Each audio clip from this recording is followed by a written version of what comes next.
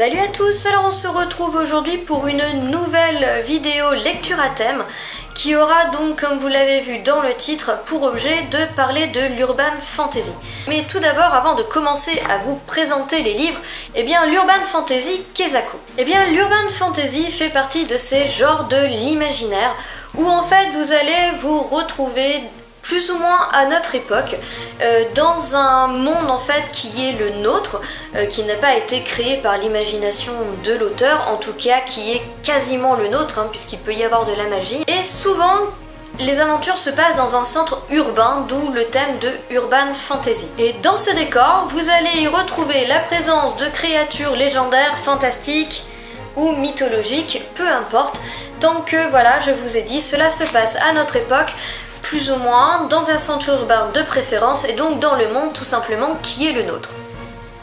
Alors les créatures le plus souvent rencontrées dans l'urban fantasy, je ne vous le cacherai pas, ce sont les métamorphes, ce sont les vampires, mais parfois vous avez aussi par exemple des anges ou autres créatures qui sortent droit de l'imagination de leur auteur. Bref, l'urban fantasy, Kezako, c'est lorsque le surnaturel fait irruption dans le monde civilisé, tout simplement. Donc en fait c'est un genre qui est apparu à peu près dans les années 80-90 et qui depuis a le vent en poupe. Par exemple, Laurel Hamilton a créé le personnage d'Anita Blake en 1993 et donc encore aujourd'hui elle poursuit les aventures d'Anita. Alors vous allez me dire d'accord l'urban fantasy mais la bitlit, alors quelle est la différence entre les deux ? En fait, la bitlit aujourd'hui peut être considérée comme un sous-genre de l'urban fantasy. À la base, c'est tout simplement une marque déposée par Brajlon Milady. C'est un anglicisme où vous avez bit qui vient du mot bite, mordre, et lit de littérature, donc littérature mordante. Mais aujourd'hui, on le voit, comme je vous disais, un petit peu comme un sous-genre, car dans la bitlit, vous avez toujours une héroïne et non pas un héros, et en plus de toutes ces aventures extraordinaires qu'elle va vivre, des pouvoirs qu'elle peut ou pas avoir, vous avez aussi un petit peu son quotidien. Je dirais que vous avez une mini partie de la chiclite qui arrive, puisque bien souvent il lui arrive pas mal d'emmerdes aussi dans son quotidien. Vous pouvez par exemple prendre l'exemple de Charlie Davidson, où même si elle vit plein d'aventures, vous avez aussi tous les petits tracas du quotidien, vous voyez sa vie avec sa meilleure amie Cookie, etc. Et donc là vous êtes vraiment dans ce qu'on appelle aujourd'hui la bitlit. Alors voilà, après l'urban fantasy, la bitlit, vous allez me dire, et la romance paranormale. Alors la romance paranormale, je dirais qu'on est peut-être encore dans un sous-genre de l'urban fantasy, du moins je suppose, ce n'est pas vraiment quelque chose que j'ai l'habitude de lire, mais en tout cas simplement c'est une romance qui va se passer dans ce milieu d'urban fantasy, sauf que ici je dirais que au lieu d'avoir très en avant toute une enquête, toute l'action, avec parfois de la romance en second plan, ce qui est très souvent le cas en bitlit, la romance paranormale, vous avez très en avant la romance avec, je suppose, parfois une enquête en second plan. Voilà, je ne peux pas vous en dire beaucoup plus puisque, encore une fois, je ne suis vraiment pas une experte de la romance paranormale, mais c'est ainsi que, personnellement, je vois les choses. Alors évidemment, il y a énormément de livres d'urban fantasy qui font parler d'eux et entre autres énormément de parutions chez Milady et même aussi chez J'ai lu. Je ne vais donc pas vous parler de toutes ces séries qui sont très bien connues, que pourtant j'adore, comme par exemple Mercy Thompson, comme par exemple Chasseuse de la nuit, comme par exemple Charlie Davidson, comme par exemple Anita Blake ou comme par exemple encore Rebecca King, tout simplement parce que en fait ces sagas font largement assez parler d'elles. Et j'avais plutôt envie ici de me pencher sur des séries d'urban fantasy que l'on ne va pas rencontrer à tous les coins de rue, qui font moins parler d'elles, qui peut-être sont parues chez de plus petites maisons d'édition et qui sont donc moins mis en avant et peut-être moins connues du grand public entre guillemets. Mais pour autant, ce n'est pas pour cela qu'il faut les laisser de côté, puisque ces livres dont je vais vous parler, ce sont des livres et des sagas que j'ai vraiment adorés. Alors c'est parti. Donc le premier livre dont je vais vous parler, il s'agit du premier tome de la trilogie Kayla Marshall, L'Exil, écrite par Estelle Wagner et parue aux éditions du Chat Noir. Donc comme je viens de le dire, ce sera une trilogie et le deuxième tome va sortir en juin prochain. Personnellement, pour moi, ce premier tome a été un véritable coup de cœur. Si vous êtes un pur amateur d'urban fantasy et que vous aimez les métamorphes, mais sincèrement, jetez-vous sur ce livre. Je vais donc devoir être concise puisque j'ai plusieurs livres à vous présenter, mais je vous mets en barre d'infos toutes les chroniques écrites. Donc Kayla Marshall, elle est petite fille de l'alpha, mais elle a un petit hic, c'est qu'elle n'a pas de forme animale. Et pour ce, sincèrement, elle sera plutôt pas maltraitée, mais largement chahutée par le reste de la meute pendant toute son enfance et son adolescence. Et puis à 18 ans, l'alpha, son grand-père, va tout bonnement la foutre dehors, et donc Kayla va être livrée à elle-même et va devoir se démerder. Elle va donc prendre la route et être accueillie par l'alpha d'une autre meute, une meute dont on va dire les habitudes sont très différentes de la sienne, et elle sera bien accueillie. Sauf que comme Kayla a l'air d'avoir un karma plutôt pourri, évidemment elle va absorber toutes les emmerdes. C'est un premier tome que j'ai adoré, l'action est omniprésente, on est donc là vraiment avec des métamorphes, mais Kayla est un personnage qui est vraiment succulent, elle est drôle, elle est dynamique, elle est géniale, elle ne se laisse pas abattre, et ce que j'ai aimé aussi, c'est que vous n'avez pas en fait ces espèces de... Enfin, dans la meute de Kayla ici, mais elle en sort, donc vous n'avez pas trop ces espèces de relations dominant-dominé, la soumission, la bestialité. Donc si comme moi vous avez un petit peu un dérangement avec ces côtés un peu dominant-dominé, que ça vous emmerde un petit peu d'avoir des personnages qui sont trop stéréotypés, lancez-vous dans Kayla Marshall parce que sincèrement c'est succulent, c'est addictif et ça vaut vraiment le détour. Donc le deuxième tome dont je voudrais vous parler, il s'agit d'une tétralogie, Les Sentinelles de l'Ombre, écrit par J. Arden et dont les 4 tomes sont déjà disponibles. Donc ici, nous allons rencontrer Anya, qui est le fruit de l'union totalement non consentie entre un loup-garou et une vampire. Anya jusque-là vivait parmi les vampires, mais lorsqu'elle va se transformer en loup devant une assemblée totale de vampires, cela va très mal passer, d'autant plus que sa mère n'est ni plus ni moins que la reine de cet essaim. Je ne sais plus si on appelle ça un essaim ici, mais bon, on est la reine de ce clan. Et donc Anya va être mise à la porte, décidément. Je lis beaucoup d'urban fantasy où les héroïnes sont foutues à la porte. Et donc en fait elle va essayer de rejoindre son père qui est l'alpha d'un clan de loups-garous, et il va arriver à cette pauvre Anya énormément d'aventures. Pour l'instant j'ai lu 2 tomes, j'ai totalement adoré. J'étais un peu plus mitigée sur le premier tome parce que ici l'auteur mélange l'urban fantasy avec la mythologie égyptienne. Alors où est le problème, me direz-vous? Il n'y en a aucun, je suis totalement fan de la mythologie égyptienne. Simplement, ce qui m'a gêné un petit peu, c'est qu'elle crée un peu un dieu, donc le dieu Seth, comme étant le dieu des enfers, et en fait il n'y a pas d'enfer dans la mythologie égyptienne. Alors c'est un détail, ça peut paraître très con, mais moi ça m'a énervé en fait dans ce premier tome. Et j'avoue que quand j'ai commencé le deuxième tome, j'avais carrément intégré qu'elle avait manipulé la mythologie égyptienne de cette façon, et ce qui fait qu'en fait j'ai pu me concentrer sur la lecture et j'ai totalement été captivée par ce deuxième tome que j'ai donc forcément trouvé bien meilleur que le premier. Le premier je pense qu'il est très bon, mais le deuxième il est vraiment excellent. Il arrive toujours plein de choses. Anya c'est un personnage qui est hyper attachant, qui a beaucoup d'humour aussi, et donc tout l'univers est bien construit. Vous rencontrez un vampire, Eden, qui est particulièrement charmant, vous savez, ce genre de vampire qu'ils aiment bien nous mettre dans l'urban fantasy et qui a tendance à faire un petit peu craquer son lecteur. Bon bah là vous l'avez et il est parfaitement bien réussi, il a une sacrée personnalité. Bref, je ne vais pas vous raconter les événements, je ne vais pas vous raconter les histoires, mais on ne s'ennuie jamais. Le personnage est drôle, il est dynamique, l'univers est super bien construit, tout est très bien fait. C'est une très bonne saga d'urban fantasy et je vous conseille sincèrement de la lire, puisque une fois passée ma surprise d'avoir un dieu des enfers dans la mythologie égyptienne, croyez-moi, mélanger comme ça la mythologie égyptienne avec l'urban fantasy, et ben c'est hyper original, c'est le petit truc en plus et ça rend le tout complètement captivant. La troisième série dont je voudrais vous parler, je ne sais pas combien de tomes il y aura, pour l'instant il y en a 2 de sortie.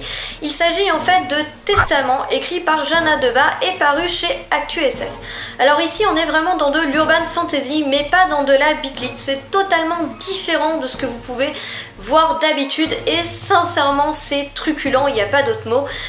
C'est hyper original et moi je suis totalement conquise par, par cette série tout simplement.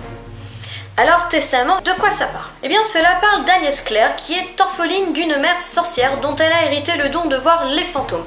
Alors évidemment elle a un peu de mal à sortir en ville puisque à chaque fois qu'elle sort, elle croise les fantômes des différents accidents, etc. Et ça la traumatise quelque peu, il faut le dire. Et puis un jour, son oncle qui est notaire va la prendre sous son aile et donc Agnès va se mettre à travailler donc à l'office de son oncle où elle va rencontrer et nous avec du coup des personnages plus loufoques les uns que les autres. Car en effet ici on a ce qu'on appelle l'altermonde et en fait l'altermonde regroupe toutes les créatures surnaturelles et pour vous donner un exemple, eh bien Agnès travaille avec un vampire, l'autre secrétaire en fait du bureau est une sirène d'eau douce, je ne sais plus exactement son nom. Quant à son oncle, il a des pouvoirs qui sont incommensurables et dont en fait elle ne connaît même pas la véritable étendue. Et puis il faut aussi noter autre chose, et bien c'est que cet office de notaire est un petit peu particulière puisqu'elle ne traite que des affaires de l'altermonde et des gens surnaturels. Et donc, eh bien, évidemment, à chaque fois, Agnès va se retrouver plongée dans les emmerdes, dans une enquête en rapport avec l'altermonde, en rapport avec des vampires ou autres créatures, et sa vie sera mise en danger, et c'est juste génial, c'est drôle, et c'est bourré d'action, et puis surtout, c'est hyper original. C'est une urban fantasy qui sort un petit peu des sentiers battus, et moi j'adore tout simplement. Donc je ne peux que vous recommander de lire cette série qui est très bien écrite qui plus est. Je vais maintenant retourner chez Rebelle Édition, donc non, je ne vais pas vous présenter les Felicity Hadcock parce que en effet, je pense que comme les Milady ou les Rebecca King ou les Fièvres Fées, c'est une série que l'on connaît bien, elle est parue chez Françoisir, elle paraît aussi en poche, donc voilà, je pense qu'elle n'a pas vraiment besoin d'être médiatisée, même si je suis une fan inconditionnelle de Felicity Hadcock, cela ne change rien à mon amour de la série, mais encore une fois, j'essaye de parler peut-être de sagas un petit peu moins connues, bien qu'ici l'auteur soit quand même connu puisqu'il s'agit de Stéphane Soutoul avec sa série Ange d'Apocalypse. Alors dans cette série d'Urban Fantasy, on va un peu changer de créature puisque nous allons avoir affaire à 4 sœurs qui sont les cavaliers de l'Apocalypse, ni plus ni moins. Sauf que les cavaliers, du moins les cavalières, ont un petit peu fait rédemption il y a quelques siècles et ont décidé d'arrêter de massacrer tout le monde sur leur passage et plutôt de vivre une vie plus ou moins normale. Et même par exemple, pour Pestilence qui est devenue médecin, elle va essayer d'aider les gens. Les 4 personnages sont vraiment extraordinaires, ils sont succulents, ils sont très bien travaillés. Vous avez Eve qui est mort, qui a donc beaucoup de mal à avoir des relations sociales puisqu'elle a une certaine tendance à faire mourir les gens en les touchant, donc c'est un petit peu compliqué. Vous avez Raven qui est guerre, qui elle tient une armurerie et qui est quand même légèrement prompte à la colère. Je vous ai déjà parlé donc de Pestilence qui est médecin, qui est douce, qui est la plus sage entre les 4, et vous avez celle que l'on va suivre le plus tout au long de ce roman, puisqu'il s'agit de Famine, de son autre nom, Sylvia, qui en fait est détective privée. Et donc pourquoi est-ce qu'on suit plus Sylvia que les autres? Eh bien parce que Sylvia n'a vraiment pas de bol puisqu'elle a été en couple il y a très longtemps avec un sorcier et que lorsqu'elle l'a quitté, celui-ci l'a un petit peu mal vécu et donc lui a en fait jeté une malédiction. Et cette malédiction, c'est que Sylvia est condamnée tous les jours à se retrouver dans le corps d'un adolescent et que toutes les nuits elle réintègre son corps. Donc toutes les journées, elle s'appelle Samantha, elle est lycéenne je crois et elle n'est qu'une adolescente parmi les autres, et la nuit elle redevient Sylvia qui est Famine, qui a des pouvoirs de dingue et qui est détective privé. Donc nous allons suivre toutes ces aventures et ces mésaventures au cours de 5 tomes qui sont tous parus et qui sont tous plus géniaux les uns que les autres. L'écriture de Stéphane Soutoul est là aussi très belle et convient parfaitement à ce type de roman. Je ne me suis jamais ennuyée et puis nous avons donc en fait cette alternance dans les chapitres entre Samantha et Sylvia, donc Famine le jour et Famine la nuit. Vous avez un petit peu cette opposition entre le personnage qu'elle est le jour qui est totalement impuissant et totalement inoffensif et ce personnage qu'elle est la nuit qui est plus dangereux que quiconque sur cette terre ou presque. Et bien évidemment, en tant que détective privé, eh bien Cilia va devoir mener des enquêtes, résoudre des problèmes. Elle aura aussi affaire à certains problèmes avec ses sœurs, il y aura des histoires de famille, bref, vraiment pas de quoi vous ennuyer pendant ces 5 tomes. Bref, il se passe pléthore d'événements et d'actions dans cette série. C'est totalement addictif et surtout c'est hyper original. Et donc encore une fois, c'est une série que j'ai adorée. Si vous ne connaissez pas, les 5 tomes sont sortis, vous n'avez plus aucune excuse pour ne pas la commencer. Maintenant, petit retour aux éditions du Chat Noir avec la trilogie La Geste des Exilés par Bettina Nordet, dont les 3 tomes sont déjà disponibles. Alors, lorsque j'ai fait le point lecture sur le 3e tome de cette série, je vous ai beaucoup parlé de mon amour inconditionnel pour cette trilogie et bien ça n'a pas changé d'un iota depuis lors et j'étais donc obligée de vous en parler dans cette série consacrée à l'urban fantasy. Vous allez donc rencontrer ici Jana qui est une flic classique, sauf qu'elle a le don en fait d'arriver à faire avouer les coupables. Elle ne sait pas d'où ça lui vient, mais bon voilà. Bref, tout allait plutôt bien dans la vie de Jana jusqu'au jour où un certain Kel va venir y foutre le bordel et jusqu'à ce jour où elle va se rendre compte que finalement, eh bien, il n'y a pas que des humains sur Terre. Alors ici, nous avons quelque chose de totalement magistral puisque en fait, vous allez être dans une saga qui va jouer avec l'urban fantasy et la fantasy. Comme je vous le disais dans le dernier update lecture, Bettina Nordet a été exceptionnelle puisqu'elle a réussi à créer 2 mondes et surtout à les relier de manière tout à fait crédible et de manière, eh bien, tout simplement magistrale. Jana est flic, elle vit en France à notre époque, je crois même qu'elle vit à Marseille, mais ça je n'en suis pas très sûre. Et donc, eh bien, elle va se rendre compte que notre monde est rempli d'anges, de vampires, de loups-garous et autres créatures qu'elle n'avait pas spécialement envie de rencontrer. Mais bon, quand on n'a pas le choix, c'est comme ça. Mais Jana va aussi se rendre compte qu'il existe un autre monde dont je ne veux pas trop vous en dévoiler parce que je veux vraiment vous laisser la surprise. Mais cet autre monde est relié à notre Terre. Mais lorsque vous êtes dans cet autre monde, eh bien, vous êtes totalement dans un monde de fantasy. Donc c'est un monde imaginaire avec des codes et des façons d'être imaginaires, même si vous allez retrouver des créatures que vous avez sur Terre, telles les vampires, vous retrouvez aussi des fées, vous retrouvez des anges, vous retrouvez des démons, vous retrouvez donc pas mal de créatures qui naviguent plus ou moins entre les 2 mondes. Il y a plein de règles, mais je vous laisse découvrir tout ça par vous-même. Mais simplement, je trouve ça totalement extraordinaire de réussir à faire un livre qui combine aussi bien l'urban fantasy et la fantasy. Donc le truc c'est que si vous êtes amateur de fantasy, eh bien cette trilogie pourra vous plaire. Et si vous êtes amateur d'urban fantasy, eh bien tout pareil, cette trilogie pourra vous plaire. Moi je suis amatrice des 2, donc je peux vous dire pour moi c'était juste le jackpot. En plus, Bettina Nordet a une plume exceptionnelle et l'art de nous créer des personnages qui sont eux aussi tout aussi exceptionnels. Jana, elle est extra, elle est hyper drôle. Voilà, elle a quelques petits défauts comme tout le monde. D'ailleurs, vous verrez que à la fin du 3e tome, vous avez toutes les explications, même aux petits défauts de Jana, et ça c'est voilà, c'est succulent de voir que de la première page à la dernière page, tout a été pensé. Vous avez 4 autres personnages masculins qui sont principaux, entre guillemets, qui sont totalement différents les uns des autres, qui ont tous leurs qualités et leurs défauts. Je veux dire, ici tout est nuancé, vous n'avez pas les bons et les méchants, et donc ils sont tous super attachants à leur manière et je trouve ça génial de réussir à rendre 4 personnalités si différentes attachant chacun à leur manière. Et même les personnages secondaires ne sont pas laissés pour compte, donc voilà, c'est ça, c'est chaque petit détail est pensé, c'est sublime. Et donc pendant ces 3 tomes, vous n'avez pas le temps franchement de vous ennuyer une seconde, vous allez voyager de la Terre à cet autre monde, vous allez vivre plein d'aventures et surtout de mésaventures avec Jana, parce que comme beaucoup d'héroïnes d'urban fantasy, elle a quand même une sacrée tendance à attirer les emmerdes à elle et croyez-moi, elle ne va pas s'en priver. Et donc j'ai été totalement convaincue mais aussi totalement captivée par cette trilogie et voilà, elle est hyper originale là encore et elle mérite sincèrement d'être lue et elle mérite sincèrement d'être connue. Si vous êtes amateur d'urban fantasy, je vous en prie, ne passez pas à côté de cette trilogie, s'il vous plaît, faites-moi plaisir. Je vais donc terminer cette vidéo avec deux séries qui sont parues chez J'ai lu dans la collection Dark-like, mais dont on a peut-être moins entendu parler que Fièvre Fée ou que Rebecca Keane.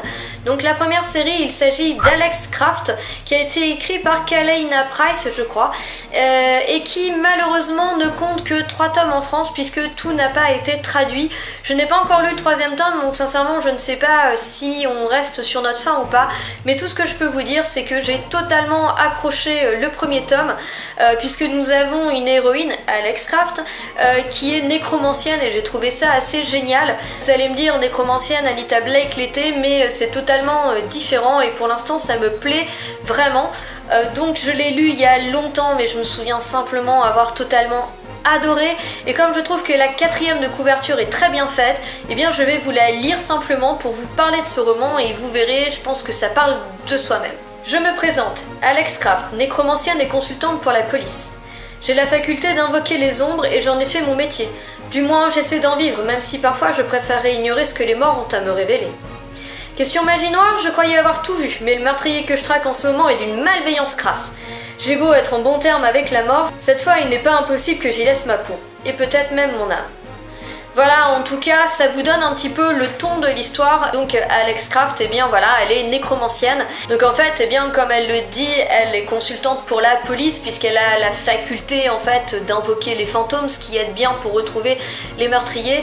Là aussi, eh bien on y retrouve un petit côté Charlie Davidson, mais c'est pas du tout le même style de pouvoir entre guillemets. Le personnage est vraiment très drôle et vraiment très frais, et franchement ça fait du bien. La dernière trilogie d'Urban Fantasy que je voudrais vous présenter sort un petit peu du lot, puisqu'il s'agit de Funèbre, une trilogie qui est parue chez J'ai lu, là aussi dans la collection Dark-like. Alors cette trilogie est un petit peu particulière, j'en ai lu 2 tomes sur 3, personnellement j'adore, mais elle est un peu particulière dans le sens où ici on va dire que le côté surnaturel ne vient pas, il n'est pas inné, on va dire que c'est plutôt de l'acquis. Je ne sais pas comment vous expliquer ça, je vais le faire par un exemple. Prenons les livres de zombies. En général aujourd'hui les zombies, leur existence est expliquée par le fait qu'il y a eu un virus qui a fait muter les humains et qu'ils deviennent des zombies. Et bien là on parle pas de zombies, mais en fait c'est un petit peu ça, si vous voulez, c'est une substance qui a fait que eh bien certaines personnes ne sont plus tout à fait humaines, voilà. Donc ce n'est pas de l'urban fantasy pur, je ne sais pas si on peut le faire rentrer là-dedans, puisque ce n'est pas du pur surnaturel, mais plutôt un produit des malversations de la science. Mais sincèrement, moi j'ai adoré, donc j'avais quand même envie de vous en parler ici. Vous allez donc rencontrer Bryn, qui a 24 ans et qui a donc servi 4 ans dans l'armée, mais qui avait besoin un petit peu de se mettre au vert et qui avait besoin un petit peu de s'éloigner entre guillemets des gens, et elle s'est dit que bien bosser dans les pompes funèbres ce ne serait pas mal, puisque au final les patients ne seraient pas bien chiants. Donc elle n'est pas thanatopractrice, mais elle va donc en fait accueillir les clients. Donc les clients ce sont les familles encore vivantes, et les patients ce sont les morts tout simplement. Sauf que pas de bol pour elle, eh bien elle va foutre les pieds dans le plat, puisque dans les pompes funèbres où elle travaille, eh bien il va se passer des choses pour le moins étranges, et malheureusement pour elle, eh bien Bryn va en être la victime. Et sa vie va être totalement bouleversée à partir de ce jour-là. Je ne peux pas vous en dire plus parce que sinon je vous spoilerai en fait tout le début du premier tome et ce serait dommage. Sincèrement, là aussi c'est un personnage que j'ai adoré. On rentre un petit peu dans le côté Beat-Lit, puisqu'on va voir un peu de sa vie de tous les jours. Vous allez rencontrer son chien qui s'appelle Mr. French, ses petits tracas du quotidien, etc. Donc vous avez quand même un fort côté Beat-Lit. Simplement je vous dis, eh bien elle n'est pas surnaturelle de nature, elle n'est pas surnaturelle, c'est pas inné chez elle. Voilà, simplement il va lui arriver pas mal de crasse, et donc elle va se retrouver dans un monde où il y a des choses étranges qui se passent dues aux malversations de la science, une fois encore. Et donc, eh bien, Bryn, elle a quand même certaines capacités, puisqu'elle a quand même fait l'armée, et même si dans le premier tome, je lui reprochais d'être un petit peu trop demoiselle en détresse par rapport à l'entraînement qu'elle est censée avoir, elle se rattrape sacrément bien dans le deuxième tome, donc ça, c'était plutôt cool. Et le deuxième tome, eh bien, il était vraiment plein d'action, bourré d'action comme le premier, donc je ne me suis pas ennuyée un quart de seconde. D'autant plus que Bryn, elle est vraiment mais remplie d'humour. Je sais que c'est pas forcément une trilogie qui a beaucoup fait parler d'elle, mais moi j'ai beaucoup aimé, donc je tenais à vous en parler, et n'hésitez pas, voilà, à vous lancer dedans, à essayer, pourquoi pas, c'est hyper original et ça change un peu. Donc voilà, j'en ai fini un petit peu avec tous ces romans d'urban fantasy dont je voulais vous parler. Encore une fois, j'ai laissé Big One de côté pour vous parler un petit peu de séries qui sont un petit peu moins connues. Donc n'hésitez pas à me laisser des commentaires, me dire ce que vous avez pensé de cette vidéo, me proposer d'autres lectures dans le style et dans le genre si vous en connaissez. Sur ce, je vous souhaite à tous de très bonnes lectures, une très belle journée, je vous dis à bientôt, ciao bye.